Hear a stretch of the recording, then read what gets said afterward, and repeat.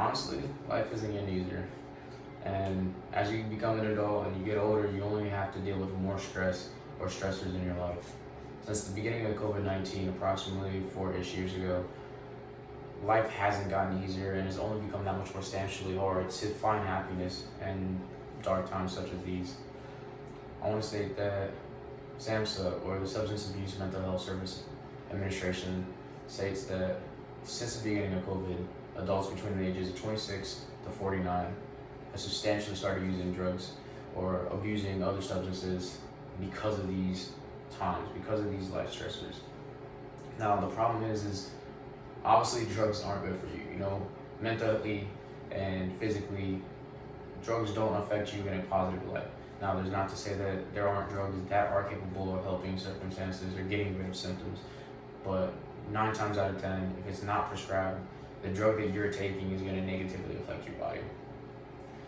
NCDAS, or the National Center for Drug Abuse Statistics, states that 50% of people 12 years to older have used illicit drugs being illegal drugs. Marijuana, which is weed, heroin, methamphetamine, opioids, there's a lot of drugs out there. But to think that a teenager who's fairly new to life, that hasn't really developed mentally, right? They haven't finished that part of their lives. To think that they're involved in something like this really speaks volumes. They also later go on to say that since 2002 to present, there's been approximately 1 million deaths. I know 1 million deaths doesn't seem like a lot.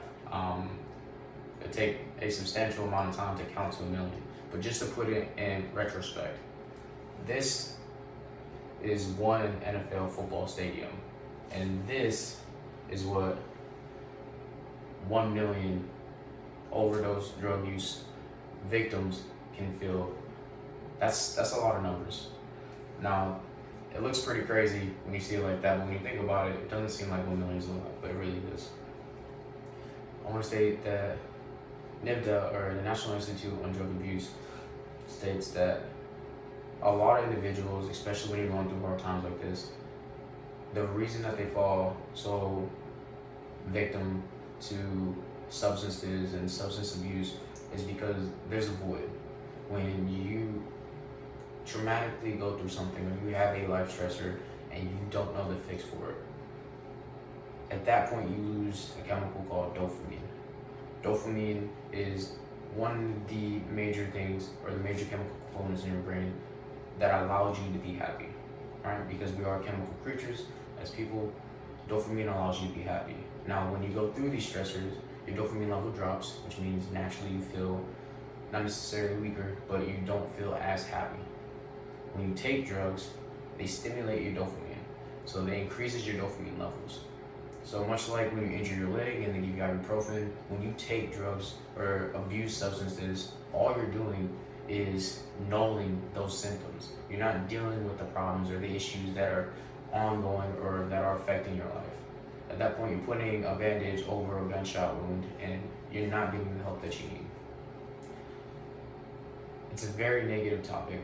Nobody likes to think about abuse, or nobody wants to admit that they have an addictive tendency, but realistically, that's the first step in solving the problem. Drug abuse in America is a problem. The biggest solution to this problem, if it's not obvious, don't do drugs. But once you find yourself in a predicament where there is something substantially affecting you mentally or physically or emotionally, and you turn to something like this, there are a couple things that you can do. One, you have to identify a couple of key components that are identifiers in substance addiction or abuse. So one of the biggest things is if you're not financially stable, or let's say you are financially stable and you start struggling financially, you start losing your job, you start losing interpersonal relationships, and at some point, right, you lose one thing or the other. So you lose your job, you lose your relationships, and key components of yourself start to fade away.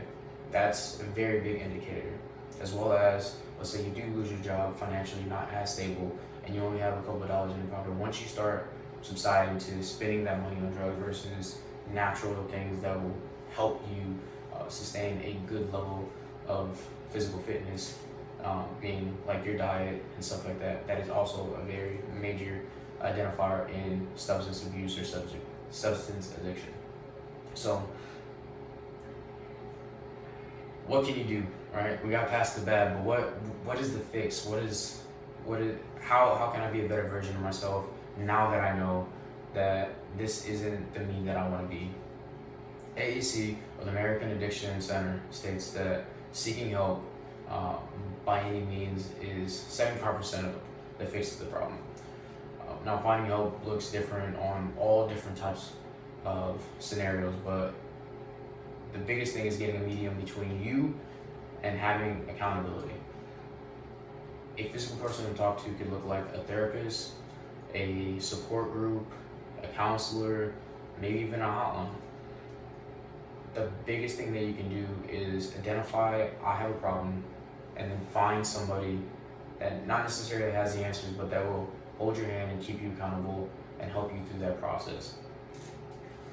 Psych Center, which is another source, also states that having a partner, not necessarily a romantic partner, but having a partner who generally understands the position that you're in and maybe possibly the outcomes of what happens when things go bad with substance abuse, can greatly increase your ability to overcome drug use or drug addiction. Now, I know it is easy, and I don't want to be the guy to sit here and say that I've never done before, because I have. But the biggest thing that I could do was identify that that version of me wasn't the person that I wanted to be, and the things that I was doing didn't help my family, or it didn't help my friends. It didn't help me be the individual that they needed to count on. And honestly, I suffered because of it. One of the biggest things that you can do if you are one of these people and you see that you have this problem is call this number. It's 1-800-662-HELP. Again, that's 1-800-662-HELP. If you are one of these people and maybe it's not a substantial problem now, but you identify that you have addictive properties or tendencies, you can call this helpline. It's 24/7, free, toll-free. They're here to help you. And at worst, they're at least a voice to listen and potentially point you in the right direction. Now, I know we went over a lot. Again, in the COVID-19, all the depression, the life stressors, how it affects us, and kind of how to get through these dark times, whether it's being natural ways to rise the increase of the chemical dopamine in our bodies, which is good sleep and a diet, or in general, just get help, reach out to somebody else, and don't let an addiction beat you. Beat your addiction and be a better version of yourself. If not for you, then the people that are around you. Thank you for your time.